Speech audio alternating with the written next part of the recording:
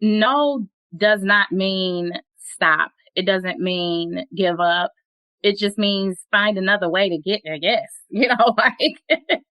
That's it. Welcome to Black Businesses Matter, a podcast about why Black businesses matter and the benefits of collaborating and advocating for Black businesses to drive impact. Each episode, we will cover legacy, hope, Black joy, funding sources, cultural shifts, equity, and so much more. We will provide inspiration and action while spreading some joy to a thriving community of Black business owners and leading thought leaders. Black Business Matters podcast is produced by the L3 Agency, a culturally sensitive influencer marketing and communications firm in Chicago, where relationships are our currency, passion is our profit maker, and people are our bottom line. I'm Larvetta Lofton, your host and founder of the L3 Agency. Welcome to another episode of Black Businesses Matter. I am super excited to bring our next guest to the podcast, merely because what she has been able to do in the health system industry has been a game changer. And there's not a whole lot of Black women that are leading in this place of healthcare administration. And so I'm super excited. You know, we've been talking about Black wealth, and we've been really talking about what does that mean as it relates to businesses and entrepreneurship and what it looks like for our business owners and entrepreneurs. And so I am super excited to hear from our next guest, Cecelia Harrison, who, I don't know about you, but she's got so many letters behind her name that I'm going to let her tell you about that, because she holds a BS. She also holds a RHIA CCA CRCR. She is a registered health information administrator, and she's been doing this for 20 years. The reason why I think it's important that I highlight the credentials she has is because most people just don't know what they are and why they are important, as she launched revenue cycle management and consulting to really address reimbursement issue providers who serve disadvantaged communities. And what I think is so unique is that she's really helping doctors and health systems to get their money and get it faster. So I'm super excited to have her. And I forgot to mention, she also was awarded as part of Best Fund. And we'll talk a little bit about Best Fund. We've talked about it in some other earlier episodes. And that is Chicago Trend. They are responsible for launching Best Fund, and Cecelia was a recipient of that money. And so she's going to share a little bit about that. So welcome, Cecelia. You know, that was a mouthful, because I have never interviewed anyone with all these credentials. So please break it down to us, sis. Please break it down.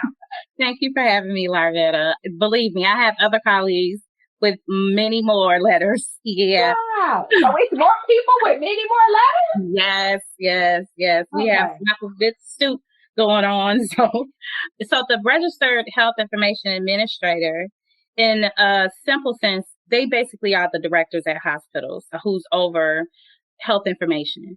So as it stands, I qualify to be a director in either medical records, coding, revenue cycle, or compliance. So those are the 4 departments that I am qualified and credentialed to run. That is a big deal, because those 4 departments actually has everything to do with the way the hospital is ran, as well as them actually receiving reimbursement for their services. So as we all know, if you don't get paid, then that's it. You close. So we're pretty important people. And that's why I'm sitting here, because most of the time, Cecelia, we see the health systems, the important people are the nurses and the doctors, right? Yeah, that's what we see when we walk in as patients, or I say customers, right? Because same way, right? Because we are a customer. Healthcare is a business. Exactly. As far as a business.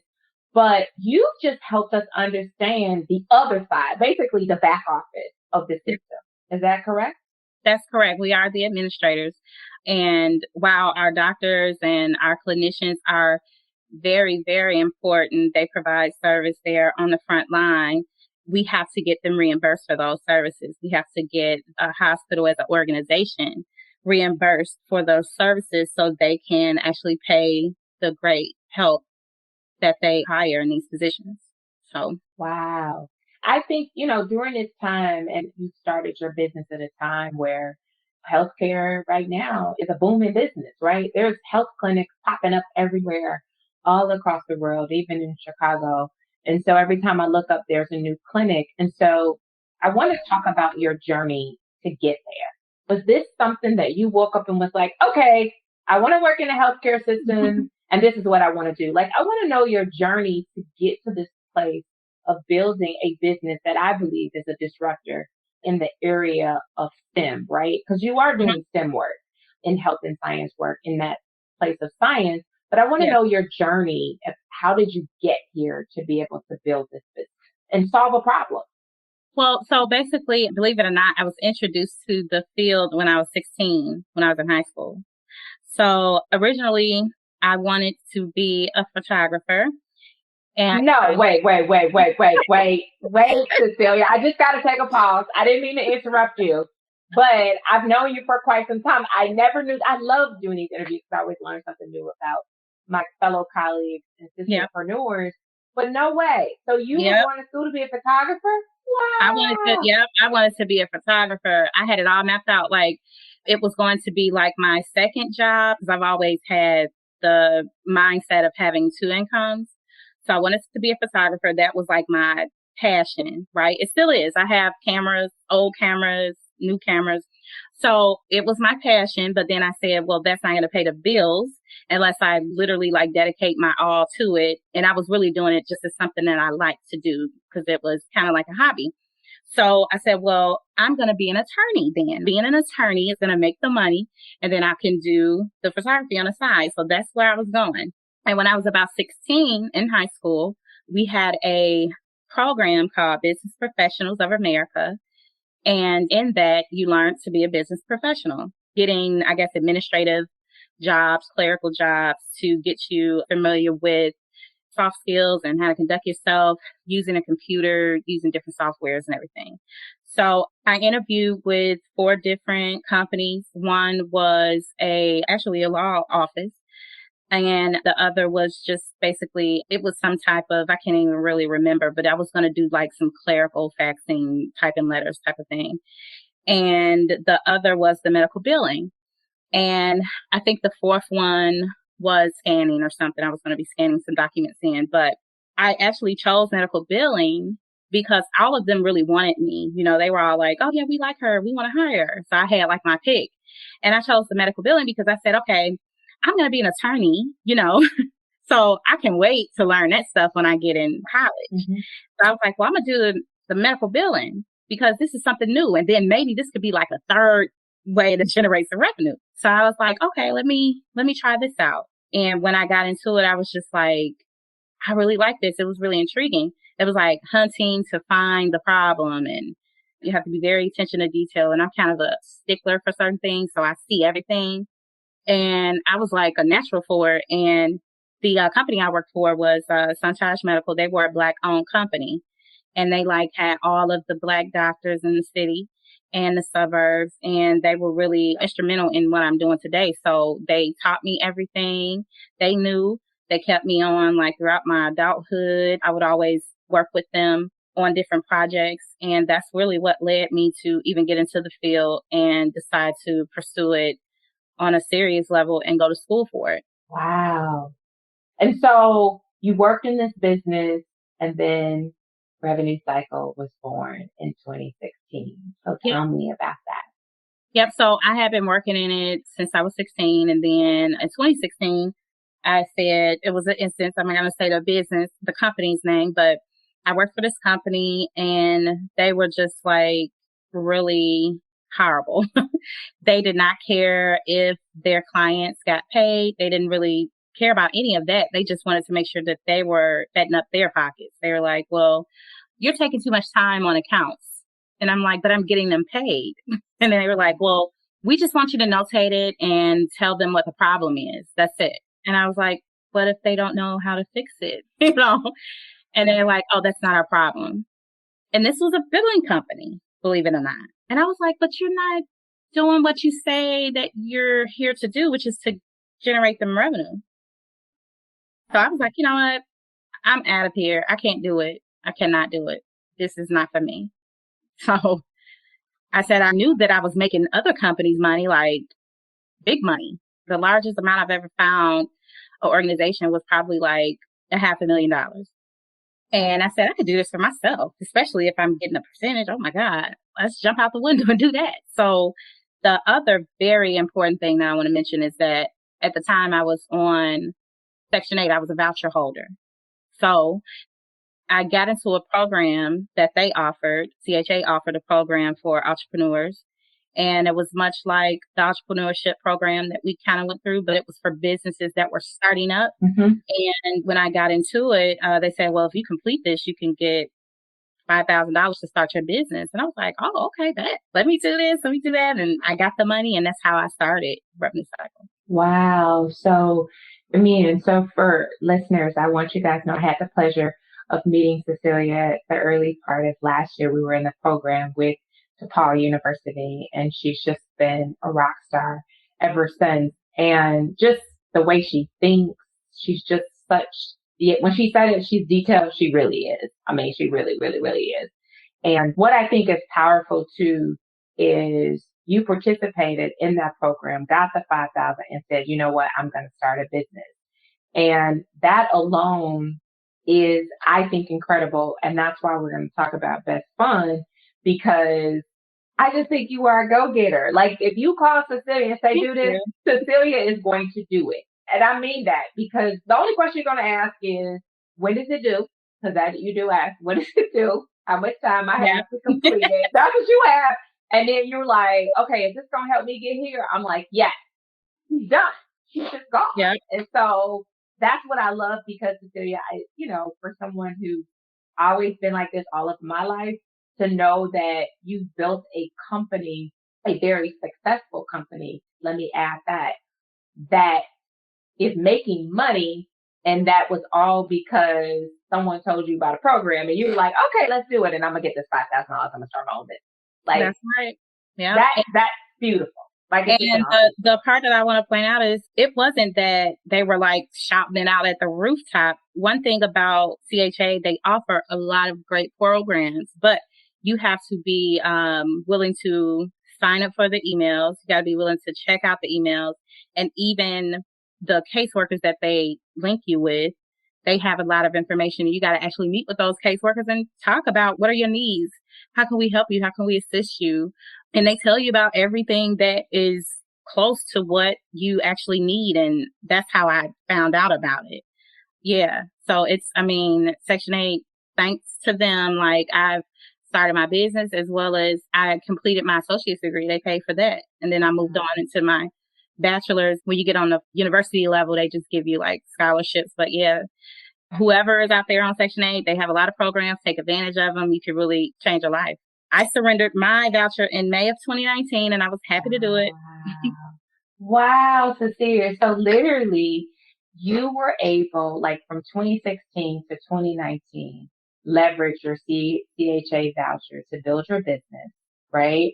To build equity, because I do believe you're able to build equity within your business and sustain yourself. That's pretty powerful. And we don't hear enough of those stories. And my children. And your children. And to hear that story. So, which is why I love you. And let's talk about revenue cycles. When I listened, I was like, now how much money you get? So break it down to how the business process works, because I just think that it's important, because people don't know about the back office of the health system. We're going to get our service and do this, but we don't understand in the background, like insurance wise, we just think the insurance is handling or they're doing whatever, but there's like a wizard. You're like the wizard. You're the wizard behind the scenes. So show us that process that you work with behind the hospitals and the doctor's office. So typically what happens is when we're patients, right, we just think what the first thing a person thinks is doctors are rich. The second thing is they don't realize that doctors perform free upfront services and they have to fight tooth and nails to get paid on the back end, right? You hand them your card, you're like, oh yeah, I'm covered.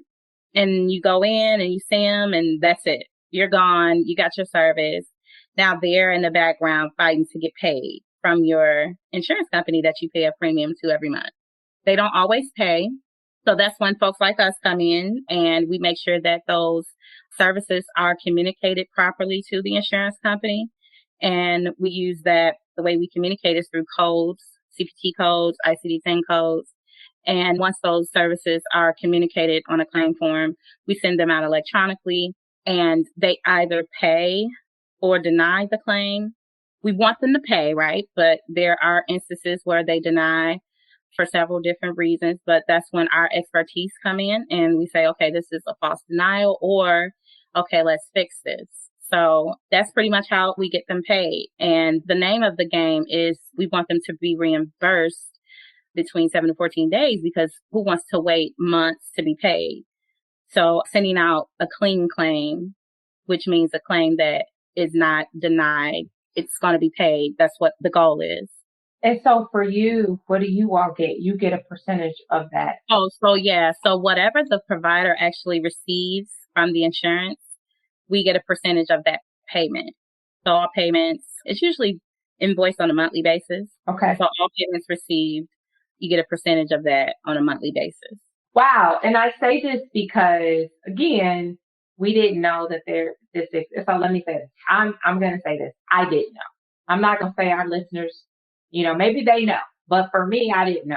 Like this is a whole system.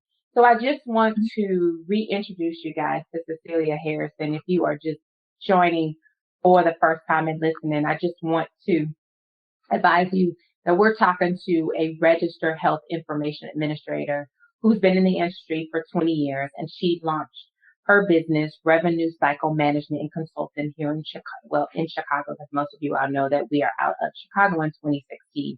So she's been sharing her story of how she got there. What I want to talk about right now. So Cecelia, how can people just connect to you, your website, and how people can connect to you socially? So you could go to, I'm on Facebook. I'm also on LinkedIn, Instagram, and Twitter. Revenue Cycle, right? Yep, Revenue Cycle. So it's not spelled traditionally revenue. The idea behind that was because we are renewing your experience in healthcare. So revenue is REVENEWCYCLE. Yes, you guys heard it. RevenueCycle.com. So feel free to check her out. We're also going to talk about how I told you all she's a go-getter, okay? I told you all she's a disruptor. I told you all that she is a game changer. I'm also about to tell you she is an award recipient of the Best Fund. So let's talk about Best Fund and how you got the money and what you plan to do with that. Yes, I did. I did receive it. I'm so happy that I did. I know that it's a pretty competitive process. I didn't know where I stood after the interview because I had some technical difficulties when we got the interview process going, but when I was doing my presentation. But I did get a grant of $40,000. Yes, I wish we had some background. I know, we need some background. Exactly. So you just said it. Yes, $40,000. Ring. $40,000, which is going to help my project tremendously. So the real issue that I had that really was holding my project up was the environmental issues. So as many of you probably already know, when you purchase a property, a commercial property, it has to go through what's called a phase 1 and 2 environmental test. We found out in phase 1 that the property was actually a cleaner's. What does that mean? That means that cleaners possibly could have contamination due to the chemicals that they use to clean our clothes. So there was a phase 2 done because of that reason, and they found contamination. Boo. right? I'm really upset about that. But yeah, it was discouraging because I didn't know how much it's going to cost. So I got some proposals done. We got the testing, more testing done. We got a proposal and they gave us pretty much about $30,000 to $40,000, depending on how favorable or unfavorable the results were for this final round of testing. And that, you guys, was going to hold up my whole project because I can't do anything on a contaminated property with a contaminated property. So I asked the best fund for it. I'm going to tell you, I tried everybody. No one would loan me the money to actually get this done. So I didn't know that. I just knew that they were going to come back and say, sorry, we can't give you this money because it's contaminated. It's a contaminated property. I had got so many different loan companies, other programs say no, even programs that are just like BEST say, no, I'm sorry, we can't allow you to apply or we can't help you. And they did. So I'm super, super grateful. We are actually in our last phase of testing. Everything is pretty favorable. Once we get this last test result back, we'll be able to compile all of our reports and our plan and submit it to the Illinois environmental programs for their approval. Once I get that, I get what's called an NFR, which is no further remediation. And that means that I can move forward with my project and get everything prettied up and renovated and I can open. What I want our listeners to know is that, Cecelia, they didn't know that you also purchased property. So you also share with them that this was part of your expansion of the business. Yes, that's correct. Yes. That is very important. This is my brick and mortar. So I purchased this property from the Cook County Land Bank, and it was pretty devastating to find out that it had contamination. But the land bank worked with me. They were able to decrease the price of the property for the cost of the contamination, which was perfect. I really, really appreciate them. And so that's pretty much where the Best Fund kind of filled that gap for me because I didn't know really what I was going to do. Nobody would give me anything. So I'm like super grateful. I mean, so what I will say for our listeners is that not only did she build a medical billing company, but she bought a building. Okay. She bought a building. Yep. I did. You bought a building. And then in addition to buying a building, tell them what this building will also help foster. Because I think that is so part in an area in Chicago. We know it's an underserved community. And I say that because Chicago is made up of so many of them, which is called Roseland. And so please share with them where this, not only is this helping with the contamination, but it allows for you to serve a need in a underserved community. Yeah, so this property was vacant for some time. Many of you may be familiar with Roseland. It's an up and coming, well, it used to be a thriving community, right? This was like a middle class area. But as time went on, the property value decreased. People left, people moved, crime increased. So now with the Invest Southwest initiative, they're coming back to this area. They're putting more money in it. So I actually am a resident of Roseland myself. I bought a property here, a residential property. So my thing was, I'm going to invest in my community. So I went and found it and purchased it. But it's helping the community in two ways. This was an empty building. This building was vacant. It was ugly, and it was an eyesore, and it's kind of a commercial / residential area where it's located. So it needs a facelift. So this is actually giving back to the community. Not only will my building serve as my headquarters, it will also serve as a co-working space. I'm going to create a co-working space for our entrepreneurs in the Roseland community to come out and have a place to actually do their work and have a space where they can have access to internet and get busy, hopefully open their own brick and mortar soon in the process. Mm-hmm. I mean, first of all, one of the things that, and I have had the pleasure to see her rendering, and I just want you all to know, it is absolutely gorgeous. When you walk in there, you don't feel like what's around you. Let me say that currently, because we know that can change. And all this season, Cecelia, we've been talking about Black wealth. We've had real estate investors. We've had a real estate broker. We've had folks that literally had leveraged real estate to build their business. That's been a common theme throughout season 2. And so I want to talk a bit about Black wealth and real estate. And do you believe that that is how you see wealth is through real estate? Yes, I Okay. see wealth through real estate. I also see wealth in several different ways, but I do think that as a Black community, we don't own enough real estate. And with that being said, it's so easy to get, right. There are moments in Chicago where they're selling property $1. And if we're not aware of this and how to do it and what's necessary to get it, we can miss that opportunity. And I want to say this, Cecelia. What other things does wealth mean to you? You said real estate, but what else? So I would also say just being a helping hand to someone. You never know in the process of helping someone else how that can benefit you. For me, I also have a not-for-profit, Project 34, which is named after the ward that my building and the commercial property that I purchased is located in.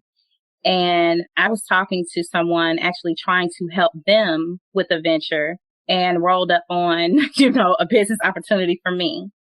So I think that as a collective and as a community, if we really just collectively kind of come together and talk to each other about what they need or how they can help, it's wealth in that as well. I think that being a person that grew up with a father and some family members that were entrepreneurs, we weren't rich, right? But we saw it. It was like, okay, they're getting money 2-3 different ways, not just from their normal, 9 to 5. So my father had a 9 to 5, but he also had a business on the side. Now I actually don't have a 9 to 5. My business is my 9 to 5. So what's going to happen next? My kids see this and they're going to want to do. So I just think information can be wealth. I think community can mean wealth. Sharing ideas can equate wealth. Mm-hmm. You know what I mean? I do. And I love that you said, because from a biblical standpoint, people perish for the lack of knowledge. And so when we are operating in that space, we don't understand that when we are not being curious and getting knowledge, we're not able to thrive, right? That's right. We're just stagnant. And so I'm glad that you bring that up because it is powerful to be able to understand it. And I'm glad that you looked at that. So did you grow up with wealth? Let me make sure. No, I wouldn't say that we were poor, but we weren't in need. And I think it was because my dad grew up poor. And he made it clear he grew up poor, and he said he was not going to have his kids living that way. So you see how each generation elevated. So he grew up poor and, his mother was a single mom, so she did what she could. However, when he met his father, he noticed that his father was an entrepreneur. His father taught him the trade of concrete, being a cement finisher. And he took that and he got a job in it, a 9 to 5 for the city. But he also did work with his other friends or, did side jobs. And he said, okay, I'm going to teach my son this. And I watched him while he didn't teach me, the actual trade because I'm a woman. I was doing the proposals. I was, taking the measurements and everything. So I saw that. And now I'm like, okay, I can actually make my business my 9 to 5. I don't have to have the 9 to 5 in the business.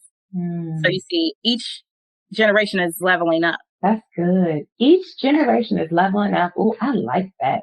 Oh, I like that. So, and isn't that, I like it because we sometimes, right, we will talk against the generation, right, for whatever reason. But I like that you said each generation is leveling up because I think that makes it more positive and it gives value to that generation for whatever it is, right? There was value there. And so we got to level up. And then guess what? The next generation in front of us is going to level up. And guess what? We're going to have to submit to that. We have value and they'll have value. So I really appreciate that. And I appreciate you expressing what that wealth looks like and understanding that because I realize that. And I just want to say, guys, if you want to learn more about Cecelia Harrison. You can go to her website at revenuecycle.com, and that's REVEN as in new, NEW cycle, CYCLE.com. And she's also on Facebook and Instagram and LinkedIn at Revenue Cycle. So I want to, we asked this question. I love that. And I want to go back to it because I put a pin in it. Mm-hmm. You said you shared with us all the no's you got with the contamination.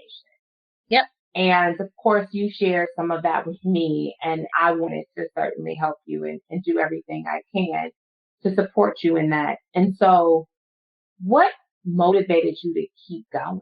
Like when you've got that many no's and it is so unfamiliar. It's not like you're like walking down the street. Yeah, you know contamination, sweetie. You know contamination. Not something that we're having as an everyday conversation. What kept you motivated with all those no's? I'm going to tell you, before this no, when I was purchasing the property, I went through a lot of no's as well.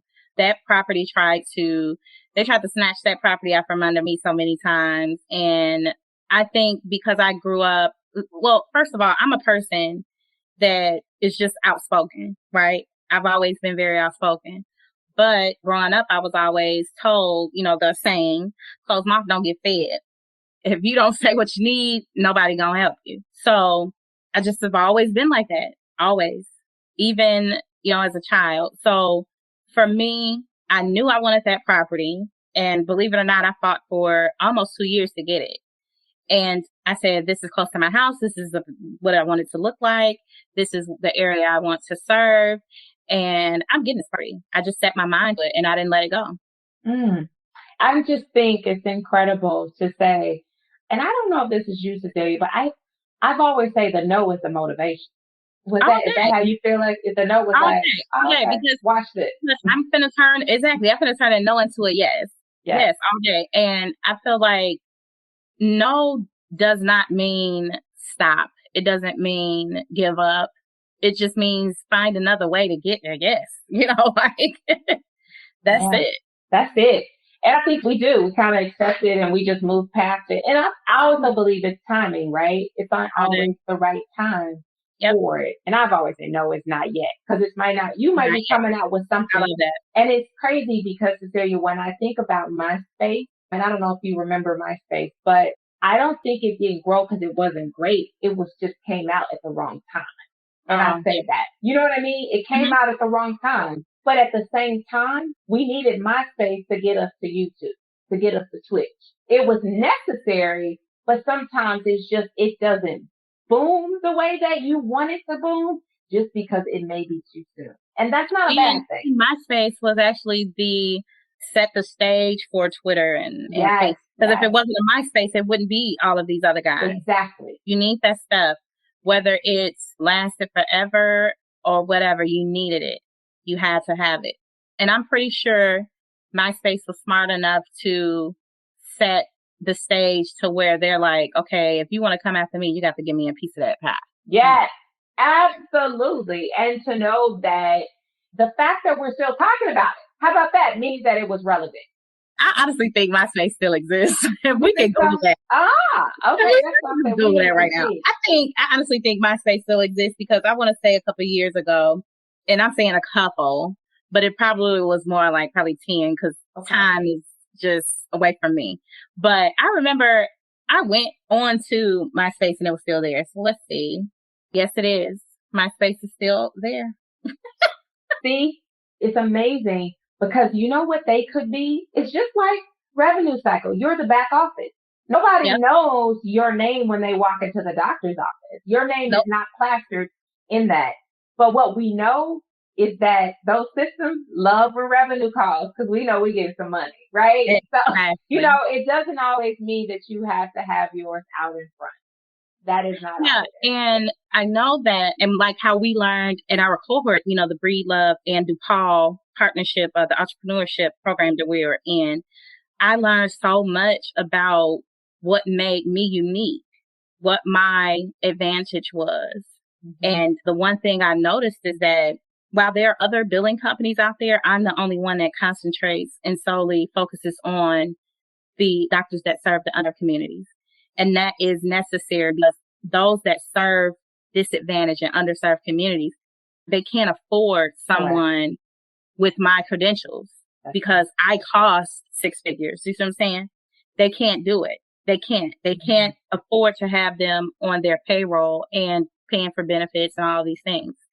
So I wanted to offer a space where they can also get paid, and we want to keep them here. We want them to be happy that they're here serving our community, because most of them, I mean, I know for a fact that doctors, clients that I have, Howard University Medical School, okay? Harvard. I know a doctor right now at Jackson Park who went to a very prestigious medical school, very prestigious university, and is working at Jackson Park. And for you all who are not from Chicago, that is what we call a hardship hospital. It's a poor hospital. It's not glitz and glamour. They're not making $500,000. They're doing it because they wanted to go and get pristine knowledge, pristine education, but they came and brought it back to their community. They wanted to help. And I feel like that's what I'm doing in a way, in a sense. You are. You really are. I mean, you are helping in an industry that ultimately, and I think you're also giving them access to something that they were never privy to. So I think there's another opportunity. While they're providing access to care in those underserved communities, you then are giving them access to say you can be valued, right? Exactly. For what you do and the work that you do. And not only am I giving them a chance, I'm also giving those residents in Roseland a chance to learn about a field that you don't necessarily have to go to college to thrive in and to make good money and to have a living wage. That's the biggest thing that I feel that I'm offering the community outside of helping the healthcare providers. I'm also introducing a way for residents of Roseland to learn medical billing and coding and to get the experience from working for me to be able to qualify to sit and take a certification that you need no college for, only experience, and you could come out making 50 grand. Wow. So as a matter of fact, Cecelia, perfect timing, because you're hiring, right? You're hiring. Yes, I am. Okay. Yes, I am. Okay. I'm looking for some good talent, and you don't necessarily have to have the experience, because we are looking to train those in this and introduce them to the field. I will say that we're only hiring in Roseland, which is a community in the city of Chicago. We're only hiring in the Roseland community because that's our social responsibility to do at this time. That's awesome. I love that narrow focus and not being all over the place and knowing that you get to serve the need. I love that to me, because I just think that is powerful because I believe, and I used to say this, businesses create neighborhoods, and that's right. The reality.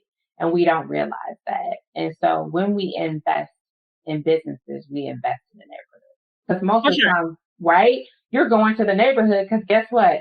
There's a grocery store. There's a daycare center. There's somewhere where I can go get some, shoes for my kids, or, that's what we're looking for. And we don't understand the power that businesses provide. So I'm excited for you and for Revenue Cycle. As we close, when we close all of our shows, we ask this question, Cecelia, because it is the question that I think keeps every business leader, impact leader, entrepreneur doing what they do. What brings you joy? Honestly, the first thing that brings me joy is helping others. I don't know why God ain't let me hit the lottery yet, because he knows that I'll give it away. I'll just be giving it to anybody who needs it. So that's the one thing, helping others. It really, really brings me joy. And the reason for that is because growing up, I kind of had some issues. My mother was schizophrenic and my dad raised us. So I was kind of missing a mother. But my teachers, that's another reason I teach. My teachers were my everything. They gave so much to me. They cared so much and they helped so much. And even my healthcare providers, my doctors, I went to the same doctor for my whole life. And they watched us grow up, me and my brother. And I love them people like they were my family. So that's why, honestly, probably in the back of my head, I was thinking about being something in healthcare, but not really realizing it. And I just end up gravitating to it. But that's really what brings me joy for others. And I love that you just At the end of the day, we don't understand that we get up, we wake up, and we say, I get to help someone. And that's enough for me from a joy standpoint. And I think it's just beautiful. And I say this probably every time I do an episode. It gives me chills because what we don't realize is that every entrepreneur has a story about what brings them joy. And that's why they're able to do what they do. Every business leader, if they're working, a 9 to 5, there's something in that job that gives them joy that they get to wake up and do that. And it's so important because when you get those no's, guess what? You like, but it still brings me joy. Yeah. It's like as an entrepreneur, you work so hard to keep everything going. And sometimes depending on what happens or what's going on, you may be the only person doing the work or the only person available that can do it. And you have to really enjoy what you're doing to endure this type of grid, to endure the time that it takes and the hours. You have to love it.